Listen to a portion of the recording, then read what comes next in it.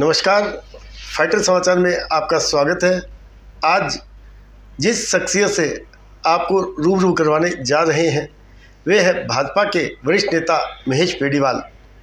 इस वर्ष के अंत में विधानसभा चुनाव होने सुनिश्चित हैं, तो राजनीतिक चर्चाओं का बाजार गर्म है।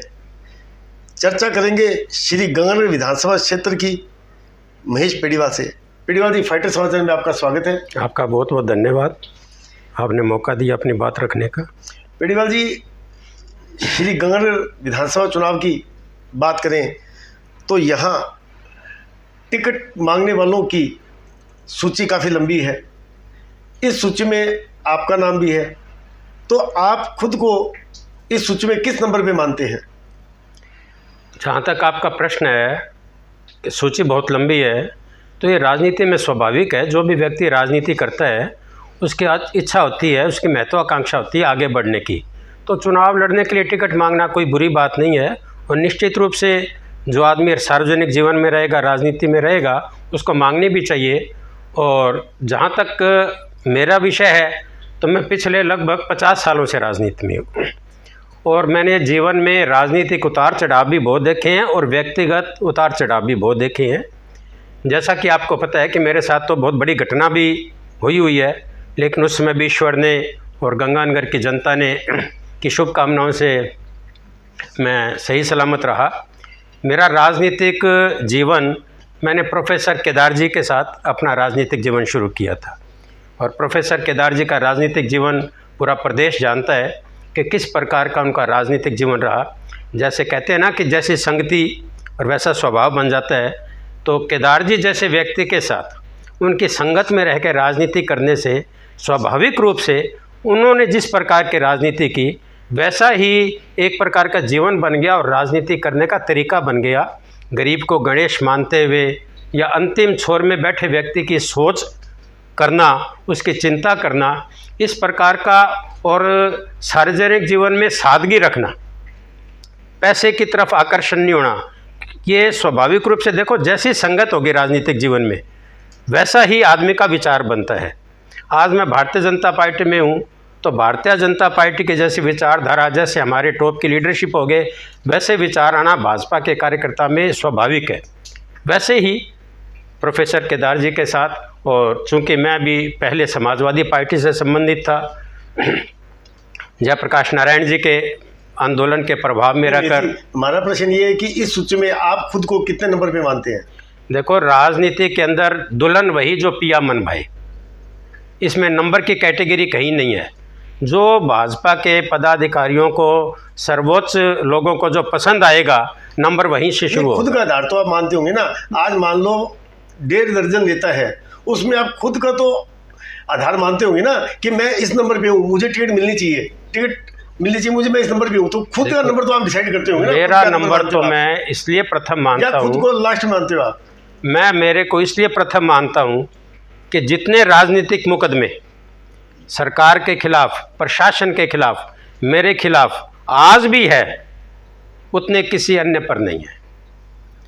हमेशा जीवन में कभी मैंने प्रशासन या पुलिस में कभी आज तक पैसा देकर काम कराने की कोशिश नहीं की।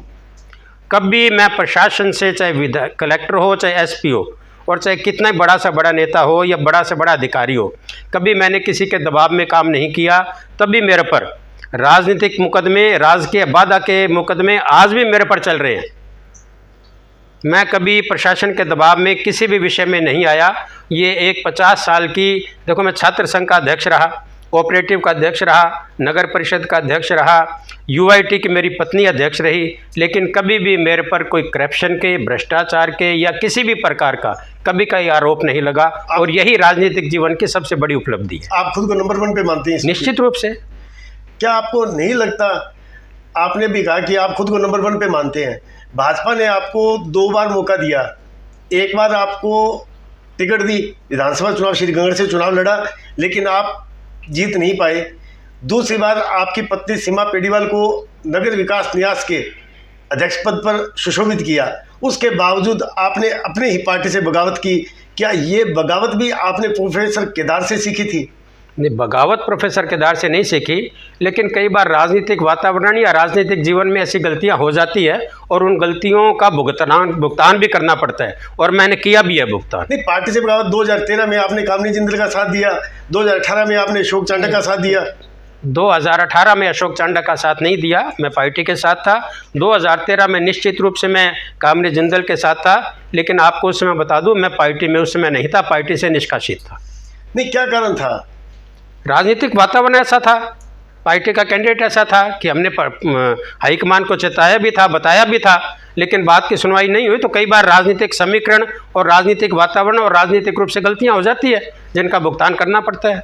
नहीं, वो आपकी इच्छा के अनुसार टिकट नहीं मिल पाई, इसलिए विरोध था या क्या था? नहीं, हमेशा अपनी इच्छा के अनुसार राजनीति चले ऐसा ज़रूरी नहीं है, और स्वाभाविक है कि सबकी इच्छा होती है, तो किसी की इच्छा कभी चल जाती है, कभी किसी की इच्छा चल जाती है।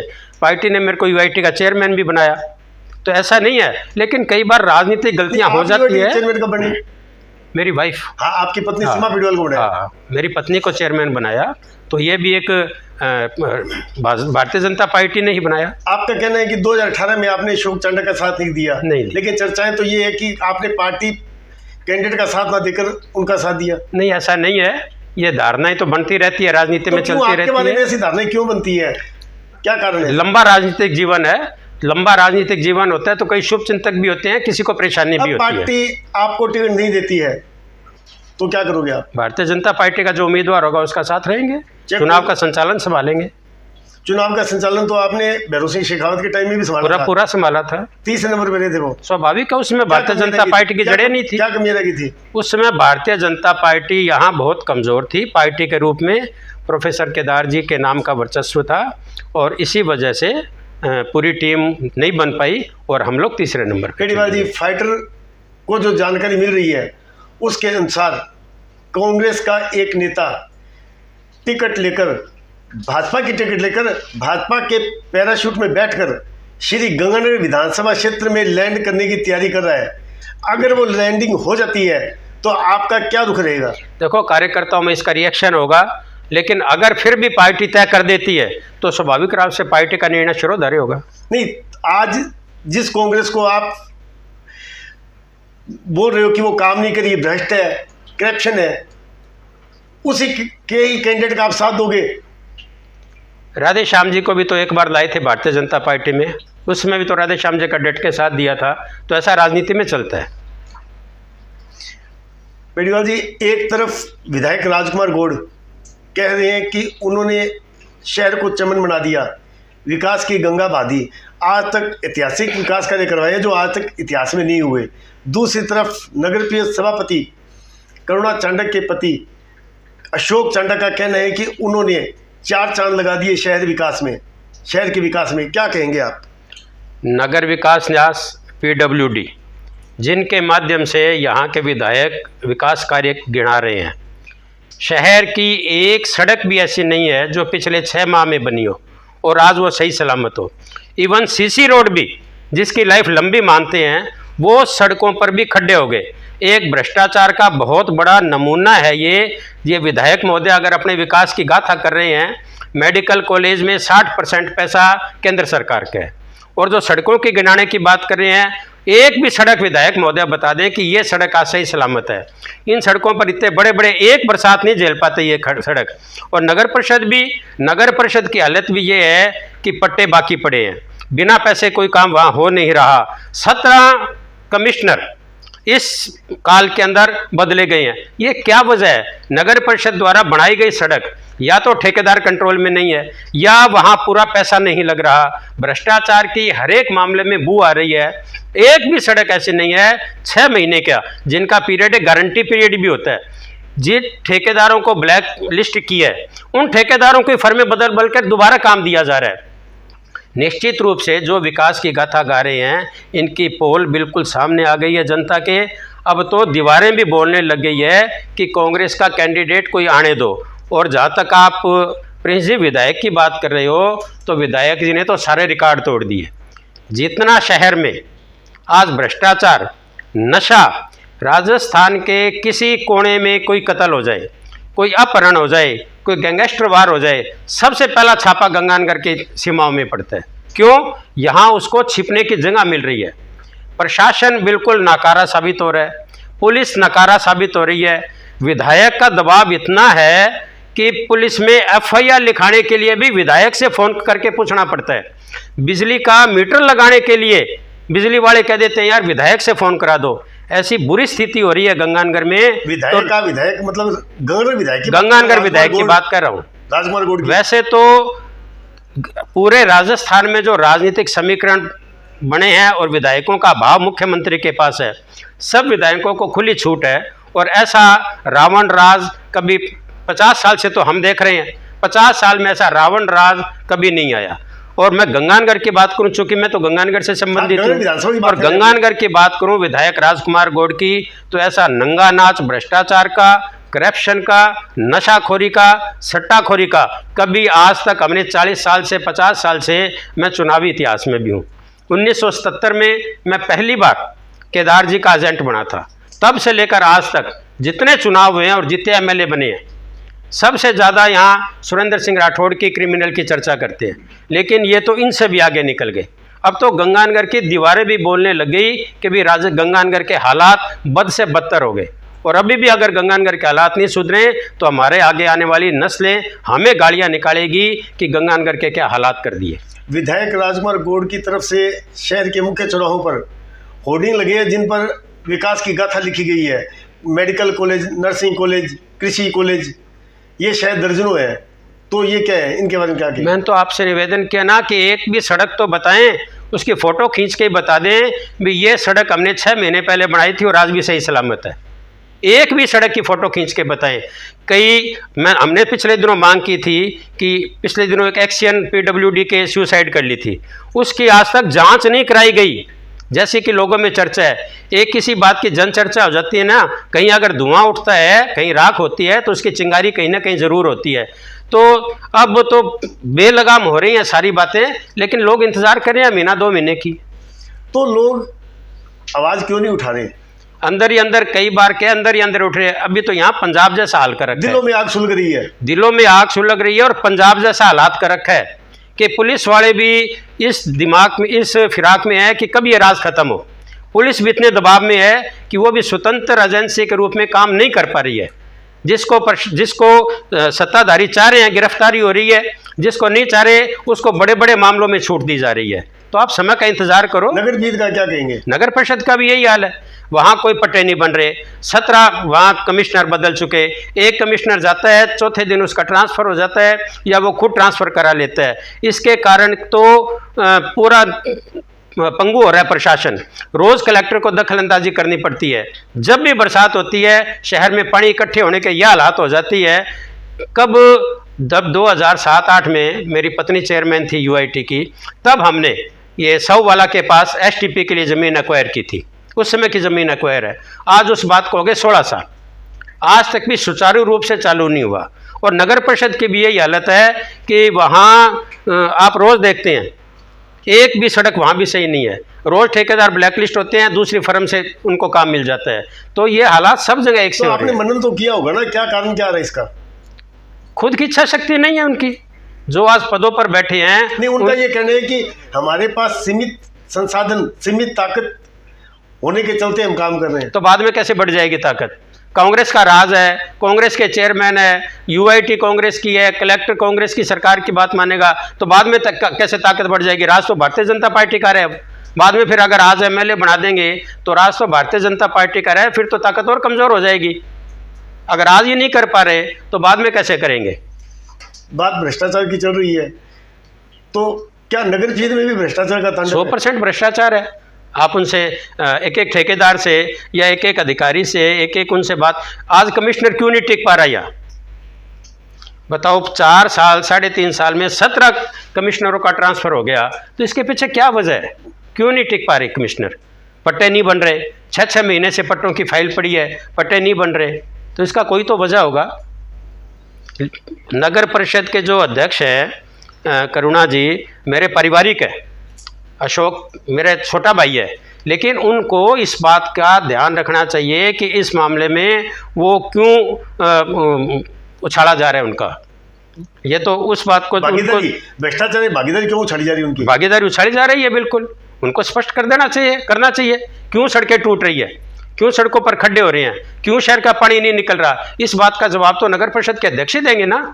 लोग तो जवाब मांगेंगे, उनको देना चाहिए इस बात का जवाब। मेरी जी, अभी आपने कहा कि भाजपा की प्रदेश में सरकार आ रही है, हाँ, तो मुख्यमंत्री अशोक गहलोत ने भी दर्जनों घोषणाएं एक साथ की है, चाहे राशन किट हो, चाहे स्मार्टफोन हो, चाहे बिजली बिलों में लगने वाला फ्यूल चार्ज हो, या फ्री बिजली हो।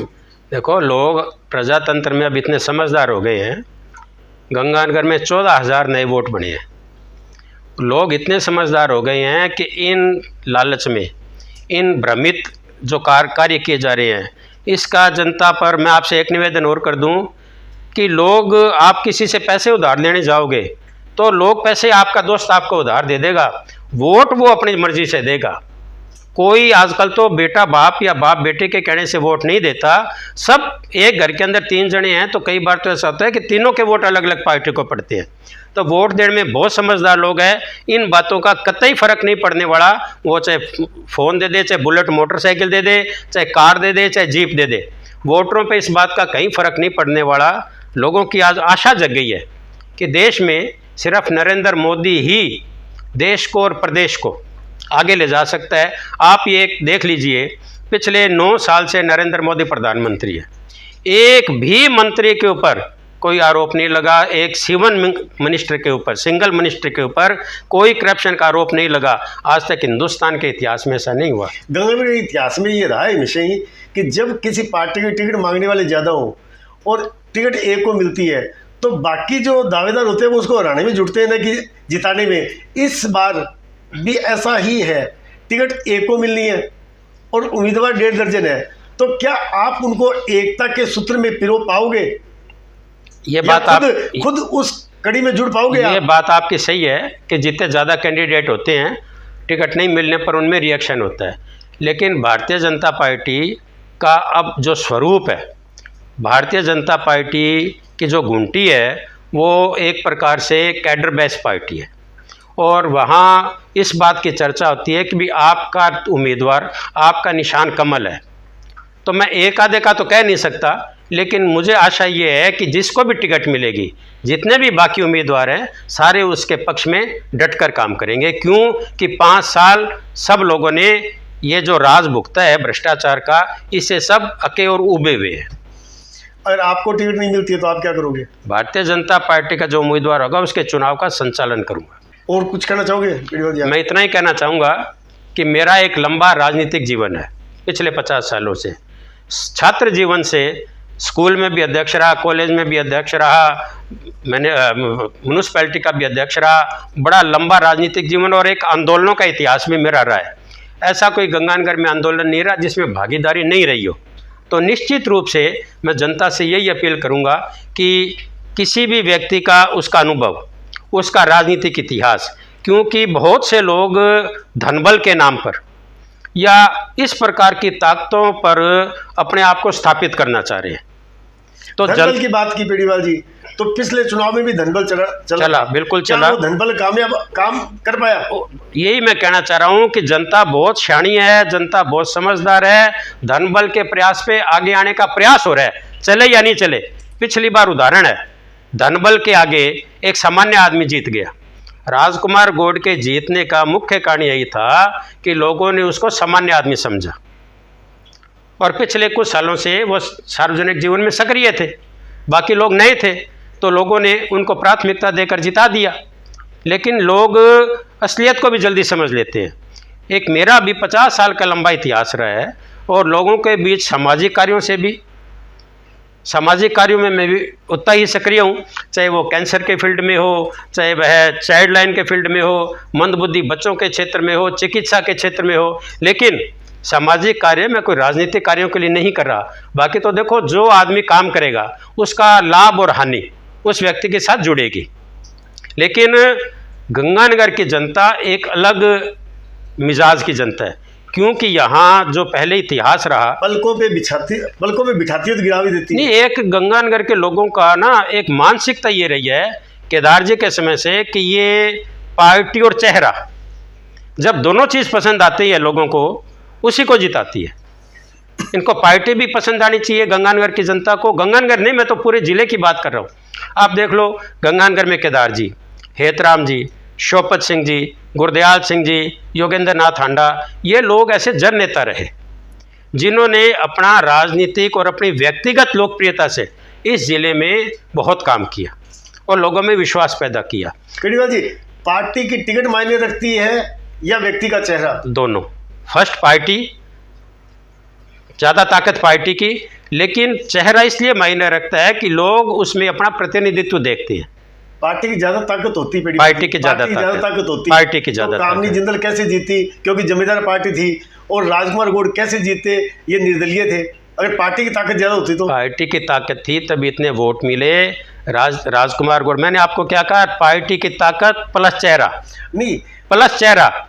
तो इनके पास कई बार चेहरा ज्यादा काम कर जाता पार्टी है। की ताकत तो थी नहीं ना इनके पास। पार्टी की ताकत थी तो वो वोट मिले, लेकिन चेहरा भी बहुत बार काम कर देता है।